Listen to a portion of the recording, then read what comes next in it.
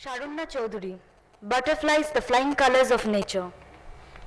Good afternoon, everyone. At the outset of World Environment Day, the theme for 2017 being Connecting People with Nature, I would be speaking about butterflies, their connection with nature, and humans, of course.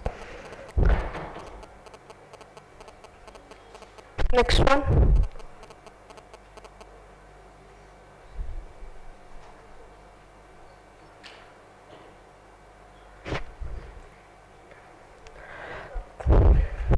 Connection. Shall I start? Okay. Now, butterflies are the most taxonomically studied group of animals consisting of about 28,000 species worldwide, with the Indian subcontinent bearing 1,504 species of them. Connection of butterflies with people and nature. How butterflies are connected with nature. Butterflies have always been a symbol of freedom, peace, and beauty. Butterflies have fascinating life cycles that are used in many countries to study about the natural world. There are other educational aspects which include the intricate wing patterns and iridescence, and as examples of insect migration. Now, what is the ecological role of butterflies? The most significant one being pollination. When butterflies hunt for nectar, they collect pollens on their legs and bodies, which helps in pollination for the reproduction of the plants. They indicate a wide range of other invertebrates. They serve as a prey to many predators. They have been widely used by ecologists as model organisms to study various environmental factors, as they are easily surveyed. Now, why do we need conservation? Butterflies, like other animals, also deserve conservation because due to the habitat loss, there has been a rampant decrease in the butterfly population these days. Now, butterflies are flagship species for conservation in general, and in particular for invertebrates. Now, what are flagship species? Flagship species are those species which act as symbol for raising conservation issues and to help us take steps in order to conserve them. Now, decline in butterfly population. Coming to the reasons for decline: habitat loss, urbanization, agricultural extension, and pollution. If we go through all these points, we would see that all these points are correlated with each other. For example, habitat loss is directly related with urbanization. To make way for living, the deforestation is very much taking place all over, which causes a habitat loss of the butterflies, and for agricultural extension, land which once supported many butterflies has been cleared to make way for cattle ranches. And pollution is the most significant cause for the decline of butterfly population. Air pollution and soil pollution has decreased the plant quality on which the butterflies sustain. Now, we have established a butterfly garden in our college campus to conserve the butterflies which hover around in our college area. This is a picture of the chart in our butterfly garden describing the various species present there. I have incorporated some butterfly gardening tips which includes an open, sunny and sheltered area, not using any pesticides, wet sand or mud puddles, overlapping blooming seasons, and host plants. Host plants are the most important while establishing a butterfly garden. Host plants and nectar plants should be incorporated in an area where we want to establish a butterfly garden, because these are the plants on which the butterflies' caterpillars feed on. There are host plants like Calotropis, Asclepias, Nerium, Polyalthea, nectar plants like Cosmos, Ixora, and Tithonia. This is a picture of our butterfly lab where we rear 3 species of butterflies, namely common jay, plain jay, and tailed jay. Plain tiger and tailed jay, sorry. Okay, this is the picture of our butterfly garden. Here are the 2 pictures of butterfly lab. this one and this one, and this was the release of the first butterfly reared in our lab. These are the pictures of the 3 butterflies reared in our lab.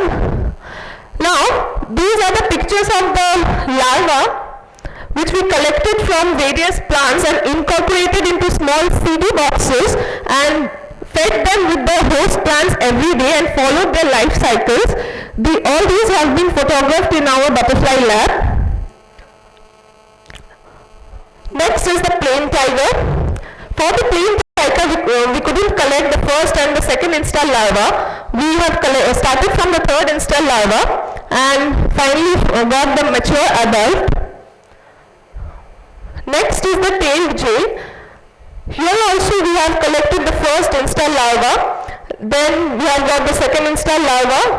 Here we can see the excreta of it.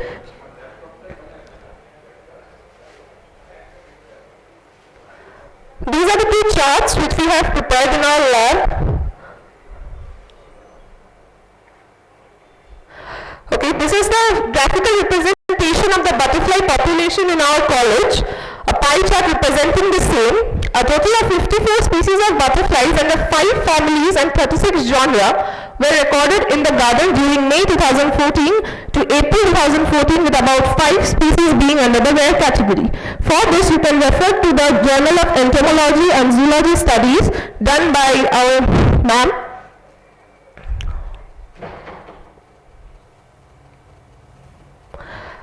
Here I have incorporated some of the butterfly species which are found in our college campus, and all these have been photographed in our college campus only.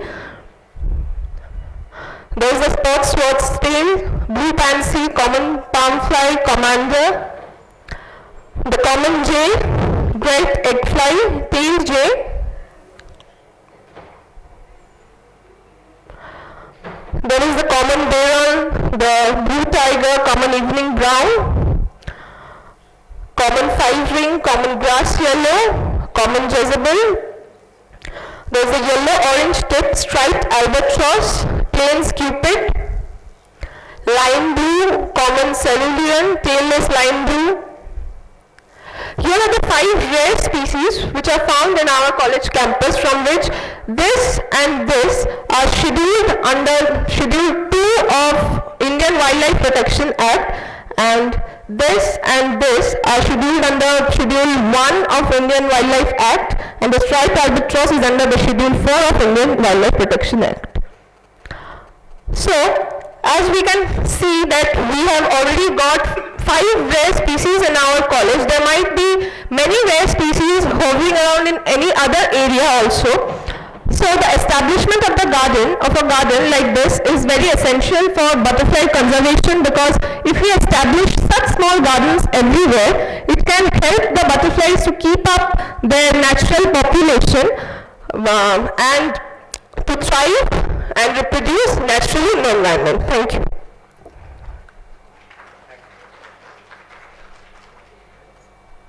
Any question? Usually the butterflies, for butterfly, we usually select the time after sunrise. Yes. Say 1 hour. Butterflies bask in the sun. For this reason we select.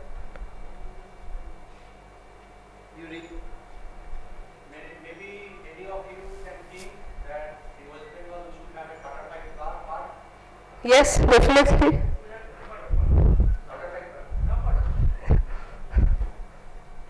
Yes, sir. You have released the 3 types of butterflies. Yes, yes. One time. No. At different times. But they were going together. They were reared in that garden. Yes, right in the There garden. was no competition. No, we read separately. First we read the common gen. After 1 or 2 months we took for the. Yes. Yes, I have some videos. I can show them 1 minute.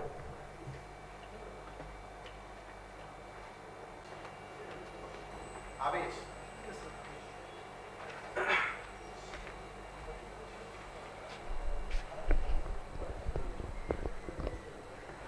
একটু লাইটটা of করবেন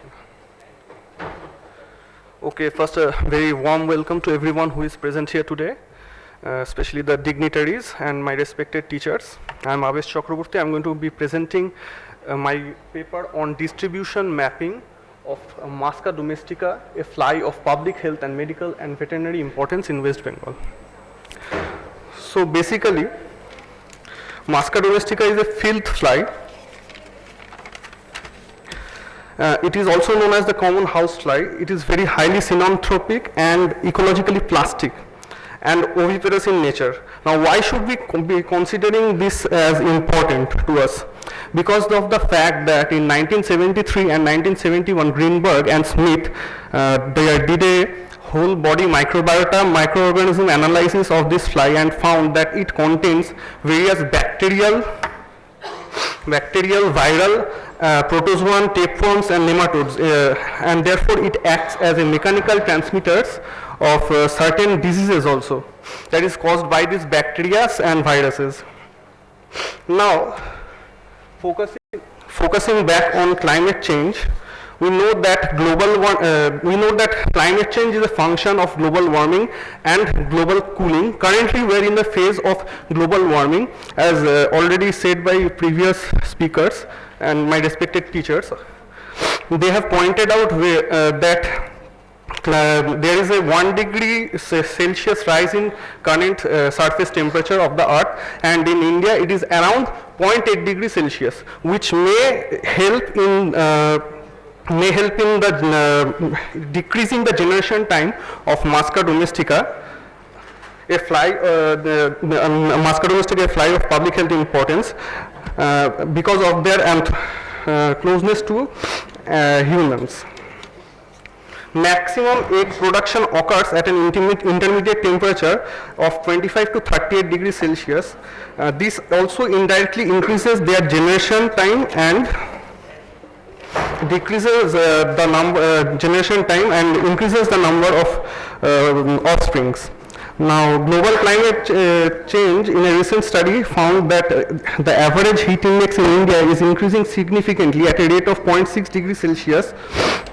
This indicates that with global climate change trending towards a rise in average surface temperatures, or in other words, it means that Musca domestica will have more generations and rapid development rate due to the rise of temperature, thereby aiding fast distribution of diseases by acting as a mechanical vector, which might have deleterious effects on public health and also animal health. Currently, I have listed 33 diseases that it causes in humans, which is given in slide, which is given in these slides. As we can see, it is also the mechanical vector of poliovirus. It causes diarrhea, it causes hand, mouth and foot disease, and it also causes 8 types of species jumping diseases.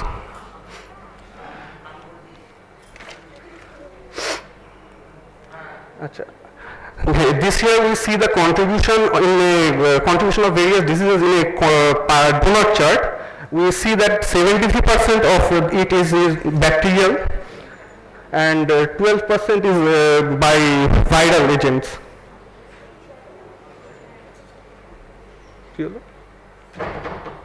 These are the bacterial organisms that affect humans, and the diseases that are caused by them are given in this chart. And this is the map shown where this Musca domestica is found. I have utilized the JSI National Zoological Repository for finding out the various localities, and thereby I have plotted them on West Bengal's map. Also I have plotted this on the geopolitical map. One thing here is that they are close to the water bodies or drainage systems and river systems. This means that they are likely to spread more enteric diseases if there is a rise of temperature. Discussion. Musca domestica causes total 33 different diseases in humans and 8 different diseases in animals, which are of economic importance to us. That is basically cattle. Some of these diseases are species jumping, like amoebiasis, yaws, anthrax, diarrhea, Q fever, etc. The larvae also cause 2 types of mysis, creeping mysis and cavity mysis. And these Musca domestica species can be found in 14 districts out of the 19 districts as per the latest map that is done in this current work.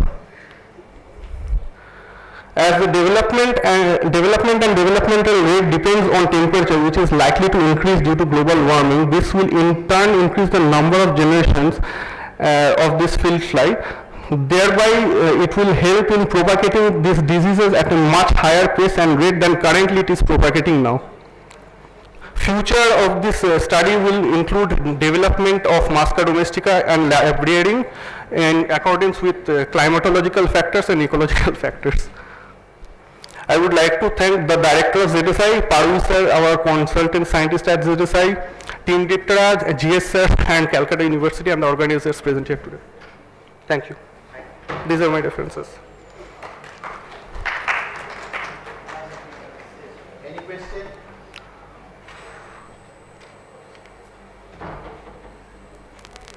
Do you have any idea about macro-degradement therapy? Specific sites in the patient where it chews off or ingests the diseased part of the tissue of the patient, thereby cleaning him or her of that ailment. And this is regulated by their developmental cycle is regulated by specific chemical sensors such as, I think, butylene, ma'am. Next participant, Shorab Maiti.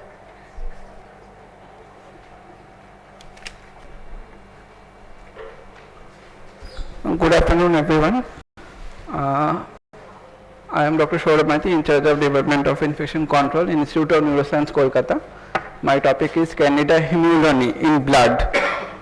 Is it a challenge or new challenge? It is not.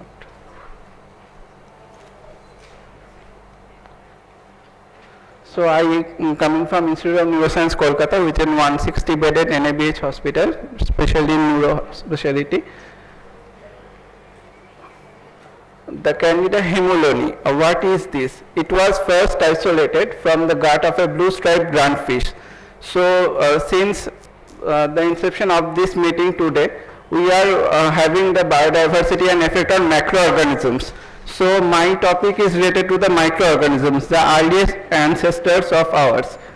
So then the human infection report was first made by Lavarde in the bloodstream infection, and there are multiple reports. But what is significant, it is striking antifungal susceptibility pattern.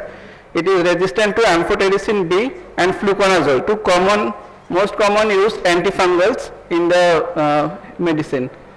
So there are reports mainly from the Korea and the other parts of the having the bloodstream infections. And from India, there is report of amphotericin B and fluconazole resistant Candida auris. So actually we are getting the same resistance pattern in Candida hemuloni. So I think they could be related. So the Candida hemuloni complex was reclassified into three groups actually: Candida hemuloni, duobosimuloni, and vulnera. Next slide. This was the biochemical reaction by which we can differentiate. Next. So the blood culture was done from clinical sepsis cases by Bactec method. Yeast isolates were identified by gram staining and manual methods and confirmed with the Vitek system. The antifungal susceptibility pattern was done. Clinical, laboratory and microbiological correlation was made. And strains were sent to National Culture of Pathogenic Fungi, Chandigarh, for DNA sequencing also. Next. The Candida hemuloni was isolated from 8 cases from a span November 2014 to August 2015. All isolates showed high-level amphotericin B resistance and variable resistance to fluconazole and flucytosine. All isolates were uniformly susceptible to echinocandins and voricolazoles, the other groups of antifungals. No other pathogen could be demonstrated except in 2 cases, and majority of cases have central venous catheter, that is the instruments, and also broad spectrum antimicrobial use and parenteral nutrition. 2 cases we treated successfully with caspofungin and voriconazole, but 4 patients died. Next, this was actually the cases. We can see neutrophilic leukocytosis, and we can see how poor are the patients. Next, we can see death was prevailing. Next, these are the pictures of Candida chrome agar, which showed a mild pinkish pigment on the chrome agar. These are the Gramson pictures and wet mounts. Next, next, next. So there are blastospore forming and germ tube negative. Next, and we speciate on the revised classification. So majority of our isolates were Candida duobosimuloni, one was Valnera. Next, and this is the antifungal minimal inhibitory concentration of the isolates, which showed amphotericin B's high resistance, and voriconazole and caspofungin and marcafungin was important.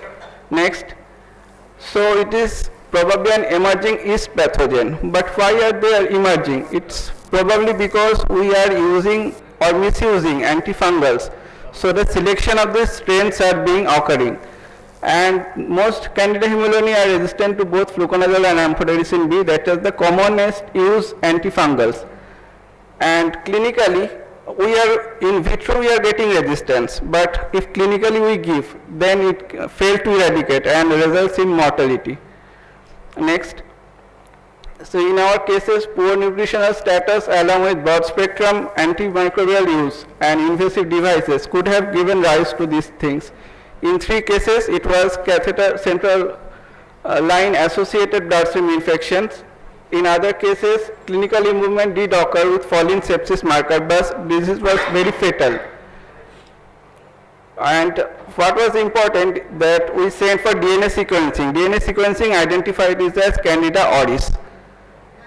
So there is a diagnostic dilemma also. Next, so to conclusion, proper mycological diagnostics is the answer, and echinocandins may be an appropriate empirical choice because the patient within diagnosis of 6 hours to 24 hours they get died.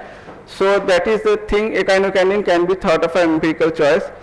And whatever this Candida auris or hemoloni, the biochemical and genetic does not match, but what matches is the antifungal resistance and antifungal pattern. So that is the important to assure the clinical importance of this. Next, these are the references. Next, thank you. Any question?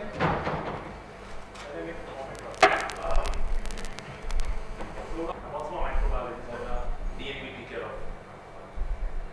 Showed up just I was want to know, did you try to do it on automated system for the identification, or you did it by the biochemical?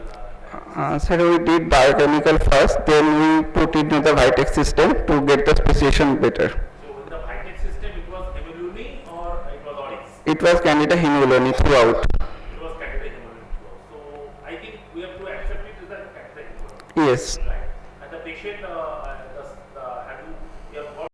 have definitely gone through the international research papers. Yes. What is the mortality rate of hemoloni infection, bloodstream infection? It is very high, ranging from 60 to 80%, and in some cases it has been to 90% also. In our cases, in the 8 cases, 4 died, 2 were treated successfully, and 2 actually transferred out. We could not trace them actually. Maybe died or maybe other things happened. Now, why I am asking this, this is very important to know, because this conference is on sustainable environment and healthcare. Yes. So if you just look at the historical perspective, the Alexander Fleming saw penicillium as a non-pathogen, and it actually killed a bacteria called Staphylococcus. But in 1980s, when the Tokyo School of Science, they discovered the Penicillium manepi, it is a pathogen, and it is not only, it was in the environment it was a non-pathogen till then. Yes. But then suddenly, because of the environmental change, Penicillium manepi become pathogen and mortality rate was 100%.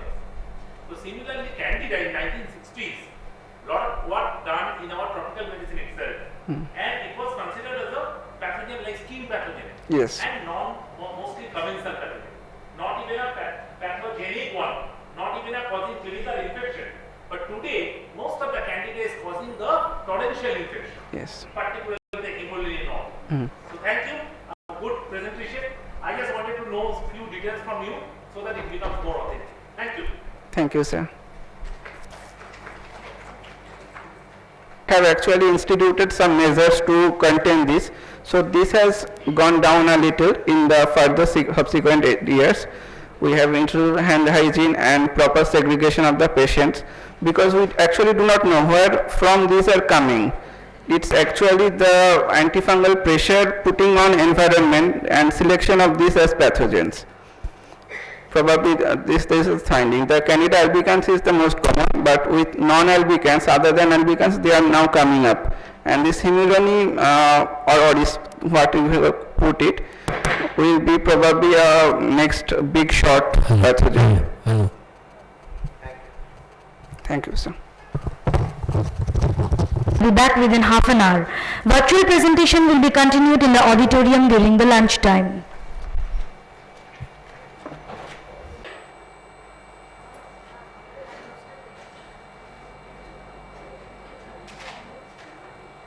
Hello, the first presentation of the virtual session is prevalence of arsenic toxicity in the soils in and around Kuala Lumpur City, Malaysia, a pilot study by Dr. Tapas Rudra, lecturer, Lincoln University College.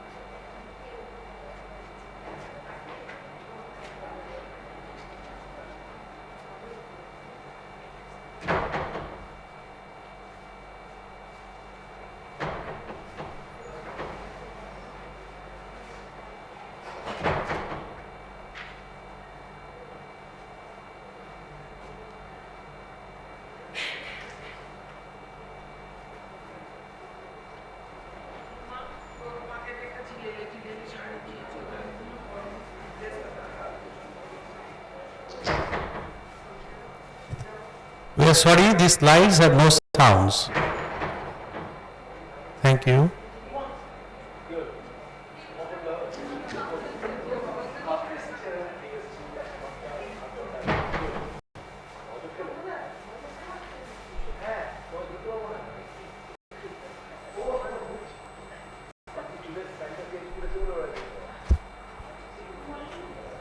Next slide. This row is alarming rates of prevalence of ESBL producing E. coli in urinary tract infection cases in a tertiary care neurospecialty hospital, Institute of Neuroscience, by Paul A. Proval.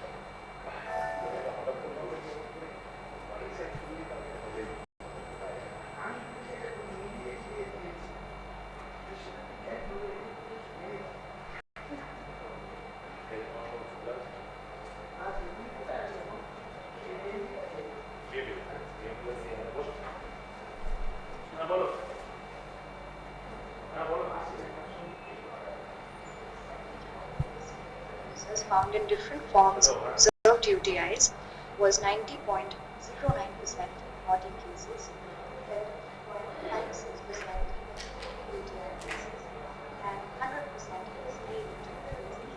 Here we can see a comparison of the percentages of ESBL producers, the POA UTI, HA UTI. POA UTI shows 73.56%. HA UTI shows about 90.0%.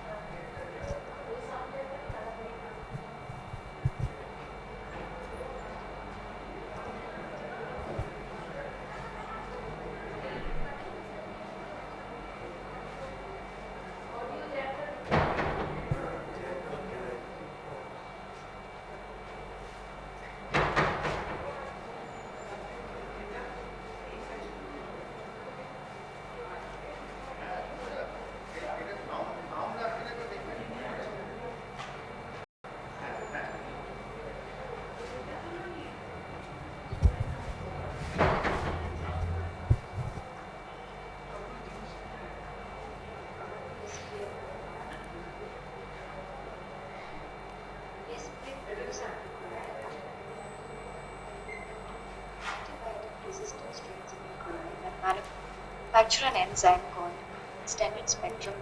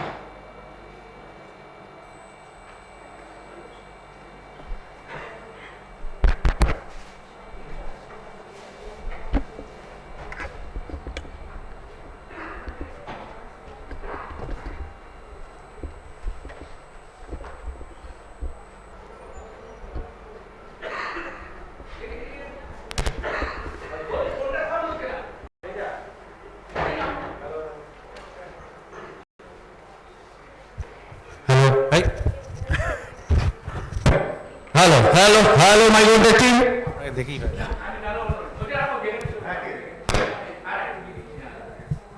Okay, sorry, the slideshow again.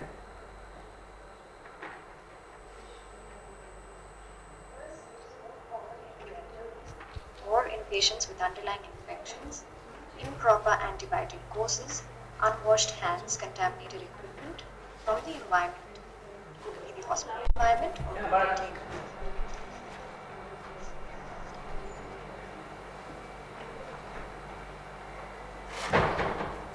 This study was performed by the Department of Microbiology and Infection Control at the Institute of Neurosciences, Calcutta, where 198 E. coli urinary isolates were obtained from November 2015 to March 2017 from both the outdoor and indoor patients visiting the hospital during this time span. Sample collection: midstream urine samples were collected from patients without catheters. From catheterized patients, urine sample was collected under all aseptic precautions from the sampling port with a sterile syringe. Method: patients with symptoms of UTI were screened by routine examination of urine followed by a semi-quantitative culture on chrome UTI and McConkey agar. Culture plates with 10 to the power 5 CFU per ml were considered for UTI diagnosis. Organisms were identified by biochemical tests and confirmed by the Vitek 2 automation system. Antimicrobial susceptibility testing was performed using the Kirby-Boyer disk diffusion method on Mueller-Hinton agar. Interpretation of the results was done according to CLSI guidelines.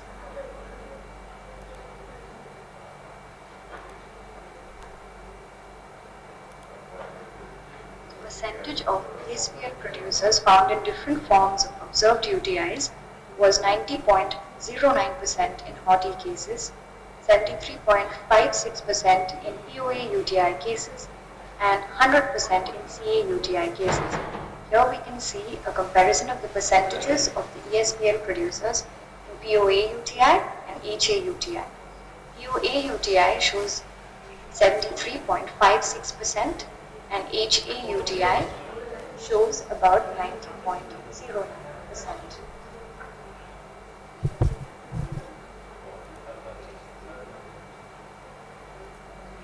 Here we can see the sensitivity patterns observed in ESBL producing E. coli isolates in point of admission UTI cases.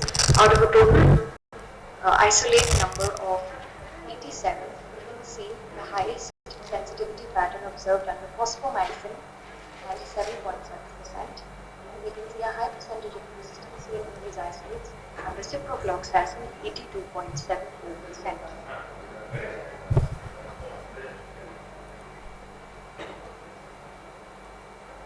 Here we can see the sensitivity pattern seen in ESBL producing E. coli isolates in hospital-acquired UTI cases. Here we see that the highest amount of sensitivity was seen under fosfomycin, 98.8%, and the highest percentage of resistance was seen under ciprofloxacin, about 83.34%.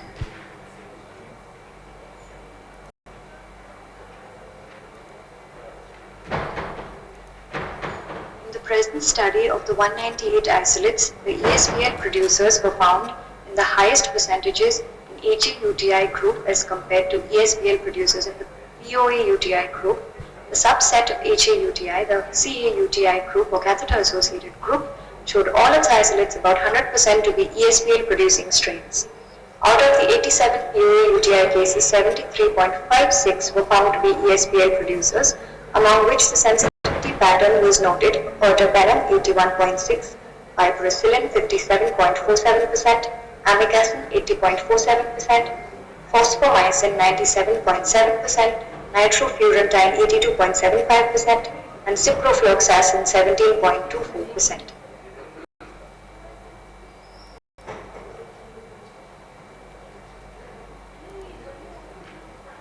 All the E. coli isolates producing CA-UTI were ESBL producers, among which the sensitivity pattern was ertapenem 81.48%, piperacillin 40.74%, amikacin 70.37%, and fosfomycin 96.29%, nitrofurantine 77.77%, and ciprofloxacin 18.51%.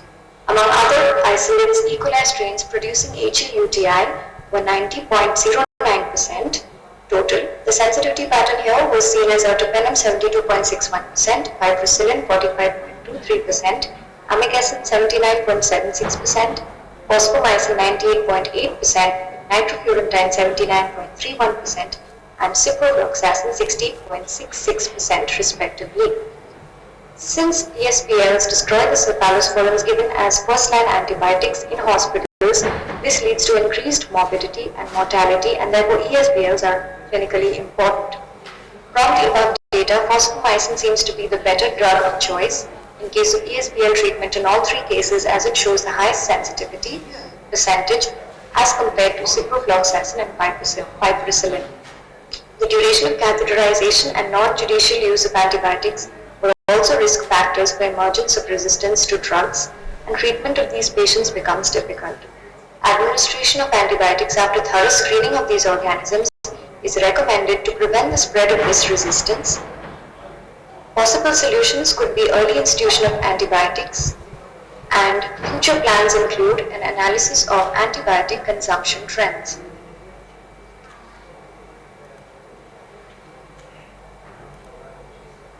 Antibiotic resistance is a problem of deep scientific concern both in hospital and community settings. Rapid detection in clinical laboratories is essential for judicious recognition of antimicrobial resistant organisms. The strains causing CA-UTI are ESBL positive with a limited range of antibiotic susceptibility. Antibiotic pressure seems to be the underlying cause. Proper infection control practices and barriers are essential to prevent spread and outbreaks of ESBL producing E. coli. As bacteria have developed different strategies to counter the effects of antibiotics, the identification of the resistance mechanisms may help in the discovery and design of new antimicrobial agents.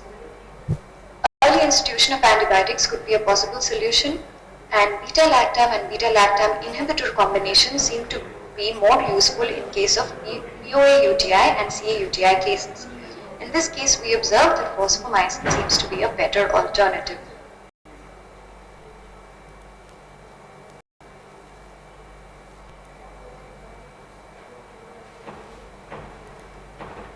Thank you.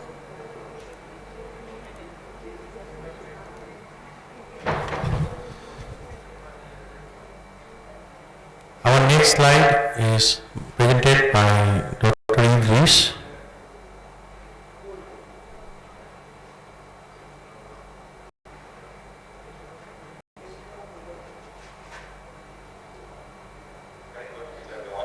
I'm Dr. Idris Adewale Ahmed from Lincoln University College, Malaysia, presenting to you on bacteria angulata fruit juice protects rabbit liver from hypercholesterolemia-induced injury. So the presentation outline includes an introduction, the objectives, methodology, results, discussion, and conclusion. So as a brief introduction, cardiovascular disease is the leading cause of death worldwide. And from the chronic disease cluster, non-alcoholic fatty liver disease is the most common hepatic component of the metabolic syndrome, as well as an independent risk factor for cardiovascular disease. It is defined as the accumulation of liver fat 5% per liver weight in the absence of excessive alcohol consumption. It reverses a wide spectrum of liver damage like steatosis, advanced fibrosis, and cirrhosis. And it is a clinical pathological syndrome that is strongly associated with hyperlipidemia, insulin resistance, and obesity, among others. Bacteria angulata fruit is an underutilized fruit from Borneo Island of Malaysia, and it belongs to the Phobiaceae family. So the preliminary study on the fruit shows that the fruit is rich in fiber, polyphenols, and it is safe for consumption. So the objective of the study is to evaluate the potential health benefits of bacteria angulata fruit juice in preventing liver damage due to hypercholesterolemia.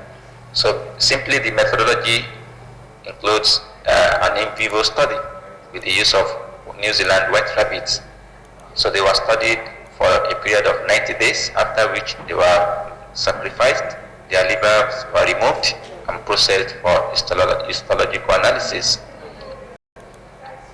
So for the results, these are the chromatographs from the UHPLC analysis of the fruit components, and these are the results from the staining using H&E staining and Pangiesi staining of the liver tissue. So as